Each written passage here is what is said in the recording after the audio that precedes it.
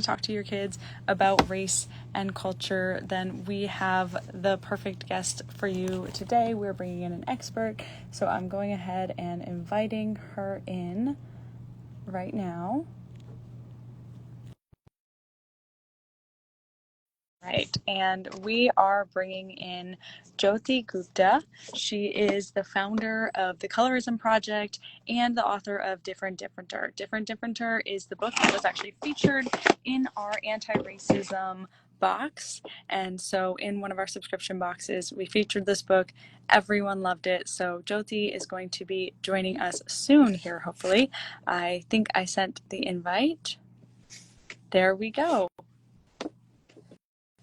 Hi, Jyoti. Hey there. Good.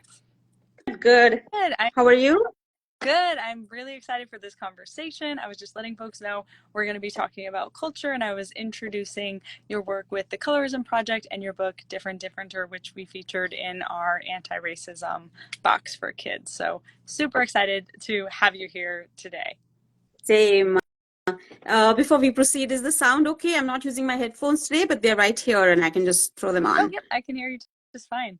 Okay, cool. So let's go ahead and jump in. We're going to be giving parents and educators practical tips today on having these conversations with kids, talking about race, culture, why are we doing this, how do we do it, all of that stuff, and then also announcing something very, very exciting coming, a new book from Jyoti. So start with, why a book about culture? You have obviously Different Differenter, which is a book about skin color. It's incredible. If you haven't read it, go get that for your kids. But why a book about culture? Oh, it looks like you might have frozen, unless it's me. Okay, well, we'll give Jyoti a few minutes and see if she comes back. But like I was saying, her first book, Different Differenter, is about skin color. It's a very easy to navigate book for kids to learn about different skin colors, appreciate and value their skin colors. It comes with activities, so it's a great one for you to check out. I'm gonna go ahead and see what's going on. Jyoti, are you there? Yeah, it just bumped me off. I'm so sorry. No worries. I was just telling everyone about Different Differenter. So Okay. Go deeper into that. But so I was just asking, your next book is going to be coming, which I was so excited to hear that news. Why a book about culture? Right. So, when I was making Different Differenter and when I'd finished making it, I realized that there's so much of that, so much in that book that needs expanding about identity. We had already done racial identity, ethnic identity, but also like culture is its own thing, right?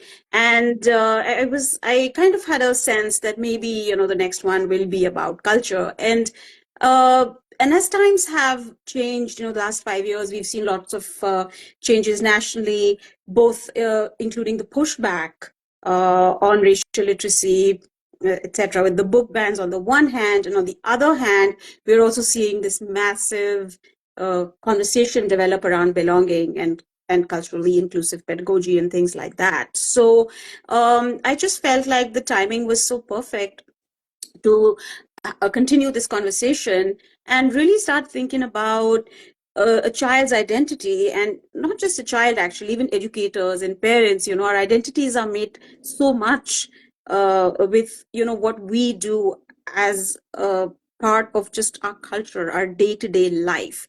Now, this doesn't, and then you begin to think, what does culture even mean? And the more people you'll talk to, the more nuances we'll get. Yeah. But culture could even mean something like where you live and things you do in that part of the in that corner of the world. Like, I live in Manhattan, and my son or me, we have a certain culture that if we are hungry or if we want to do ice cream, or we can just go to the bodega and just get something, for instance, right? And for someone else, it might mean either from the fridge or like driving for 20 minutes to get to it. So even little things which seem not cultural at all actually begin to take become part of culture. And so that's just like on one end of the spectrum. And yeah, so I want to keep taking small breaks, but uh, to finish off the first part of like how we define culture is, things like that which we don't associate with culture, and then of course things we associate with culture, like food, Mhm. clothing, cultural artifacts in your apartment, in your home. I also always refer to like marks, like on the forehead, or certain kind of clothing, head wraps, uh, you know, a certain kind of jewelry that people wear, which is intrinsic to culture. So I think it's really beginning to define culture, first of all, for us as a community of adults as well as children. That's the first entry point, I think. Absolutely. I agree. And you mentioned, book bans and kind of the pushback against racial literacy. I'm sure you've heard some of that with your book, Differenter. I'm curious what you say to someone who says, kindergartners or elementary schoolers are too young to be learning about race, or even too young to be learning about culture. Yeah, so of course, because you know, I've encountered that sort of very definitive description when I go into a classroom, or even pre-classroom, right? When I'm talking to the administration and they're trying to understand what I'm going to do, what I'm thinking of doing with in the classroom, and they begin to get a little uncomfortable, like, oh, is this what you're going to talk about? But there'll be like different kids in the classroom, or they'll be like, but like the parents, we have to talk to parents, by the end of it, they'll be like, oh, if this is what you're going to be talking about, then maybe we need to send a note out to parents as well, because they want to make sure that they have all their bases Yeah. covered, so there's a little bit of that I see. Sometimes I feel, and I think that's the more insidious sort of discomfort, Mhm. that and these are meetings that don't end well, right? So these are meetings in which we don't go through with the project, or the consulting or whatever, is when they're trying to tell me what to talk about, Mm. and that's very much a dominant, a very silenced, sort of washed out Right. description of whether it is culture or skin color. And I just say that, this is a great meeting, this is a great discovery meeting, but we really need to think about, where we can push Yeah. the limits of, how we are talking to our children. Yeah. Yeah. Yeah, I think that's brilliant. So tell us about your vision for this book. What do you hope will come of it, or how do you imagine it? How do you imagine the book? Right. So the book, as you know, I've been working on skin color discrimination and identity and race and all of these aspects for a while. So the foundational, my foundational practice is an interdisciplinary practice, which includes critical media literacy. It includes some amount of childhood, critical pedagogy that I read and studied when I was studying at the grad center. And the third piece is, of course, a very deep dive into thinking about, all these terms, right? This cluster of terms like race, ethnicity, culture, nation, and how they all kind of overlap, right? So these are the three underpinnings of the work. And what that translates into for children and for families and educators is that, first and foremost, when we for the in the book vision, you said, right? So the vision is that every activity, every language, every bit of illustration that we do has to converge on this like holy trinity piece, and the three parts of that are: first is that, every child has to feel affirmed about their own culture, their own cultural practices, and they need to be able to be seen as an individual who carries that culture out, even if it's just one child in a classroom of 20 or 30 kids, Mhm. and that literally means, being represented in the books, being represented in the media, being represented in theater, performance, in the arts.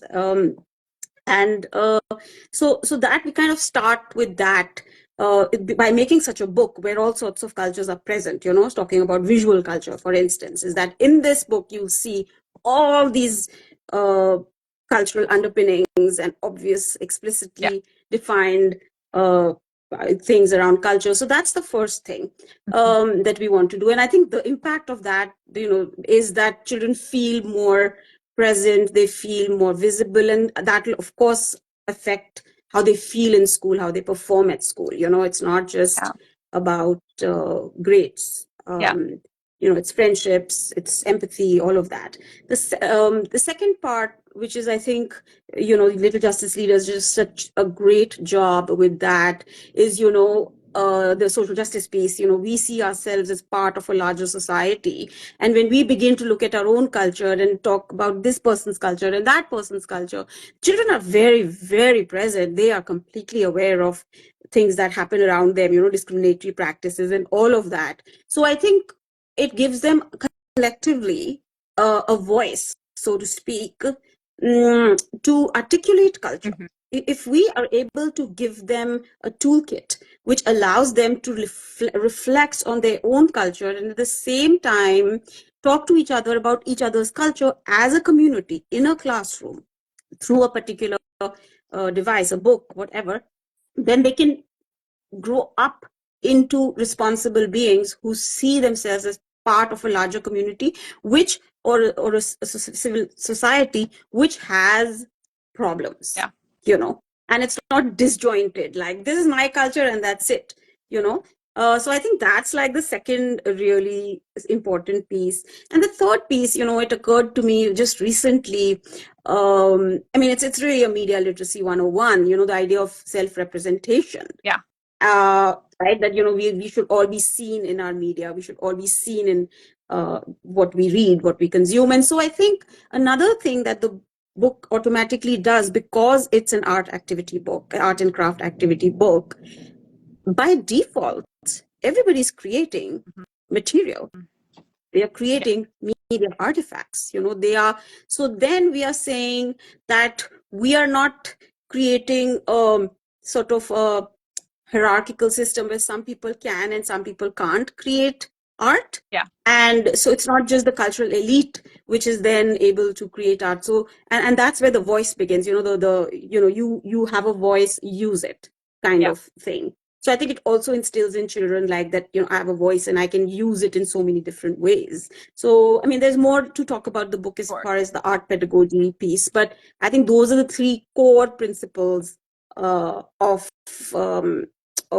how I wish to talk about culture. The what is separate, of course, but how this would be. Absolutely. So let's say, a parent or an educator is on board. They're like, okay, I want to start having these conversations. What can they be doing now? What are some kind of tips or do's and don'ts for parents and teachers who are ready to dive into conversations on race and culture, but maybe don't know where to start? Right. So the first thing I've always said is, that parents have to do their own homework, as your resources are always pointing towards as well. Is that, and a good place to start with that is, what is your earliest memory of when you thought something was part of your culture? So start there, reflecting over, like, it could be when you were 7, it could be when you were 3, I don't know, it depends. So what became so sacrosanct to you, or so close to you, that you felt was something that you wanted to do as part of your culture? So that's the first thing. The second thing is, again, for parents, doing feeling free, and also allowing children to feel free about creating their own culture, because we are creating culture is not static.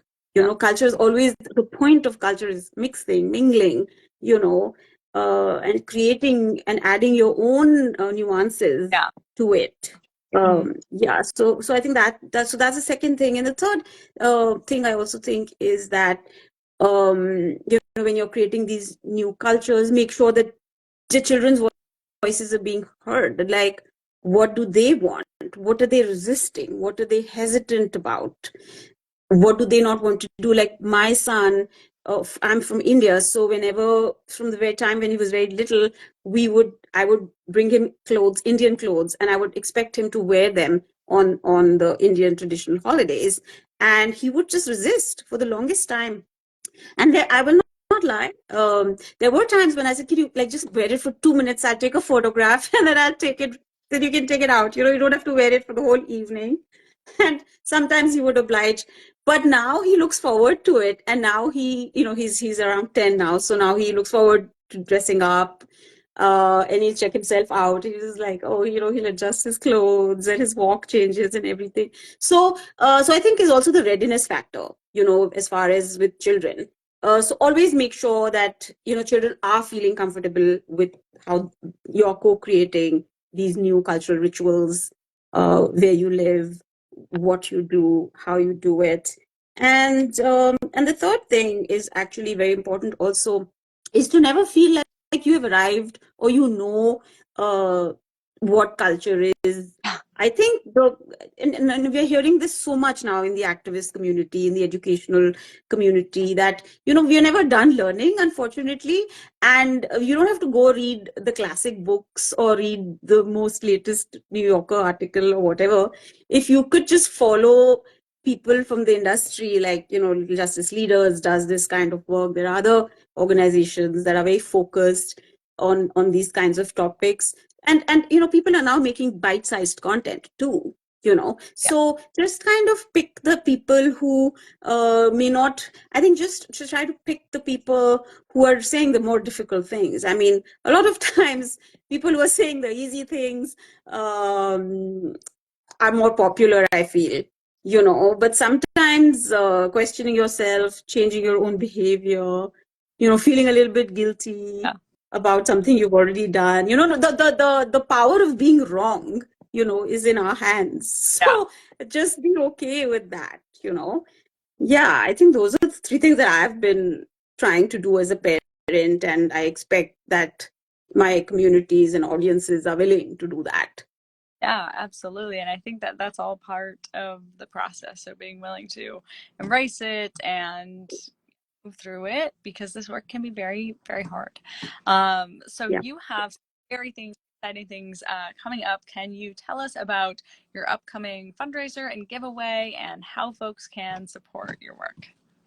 Yes, thank you for asking that, right? No work is complete without a little bit of self-promotion. So the new book that I'm working on, as Shelby already told you all, is called Yesterday, Nexterday, an activity book about culture.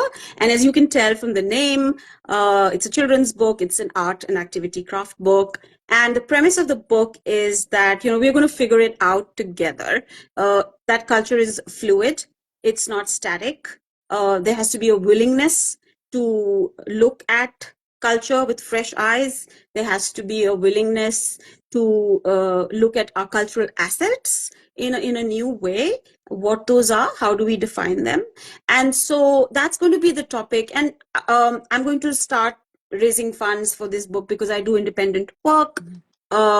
Everything I've done is, raised money is independently through crowdfunding campaigns and donations and things. So that launches in April, first week of April. So please join. I'll be continuing to talk to lots of experts and also share a lot of my own learnings from my graduate study work and the work that I've been doing for 10 years. So there'll be lots of great conversations. You could just join the Colorism Project page on Instagram, or you could, so that way you're in the know of when things are going to happen. You'll have resources.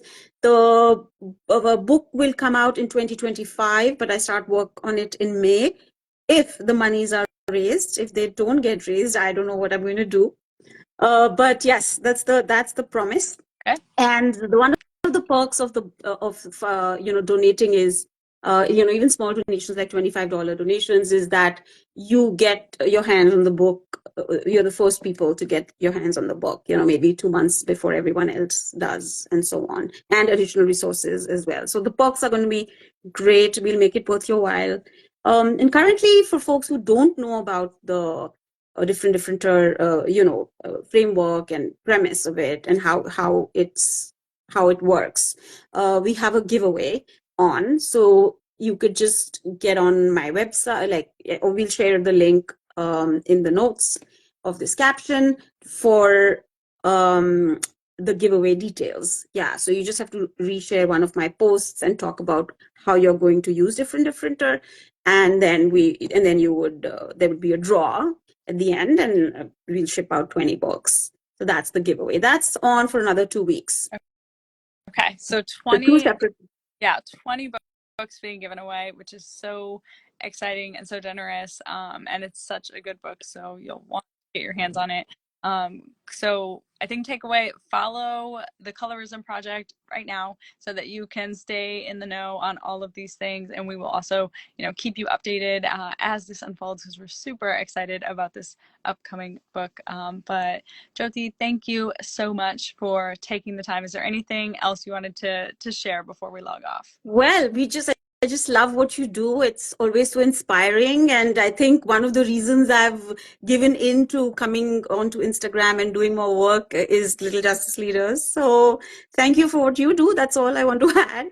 And, keep us all going. Yeah, thank you. That's so kind. We are trying. So one step at a time, but we're grateful for partners like yourself. So yes, go follow the Colorism Project and we'll keep you up to date. Thanks, Jyoti. We'll talk soon. Thanks, Shelby. Talk to you soon. Bye.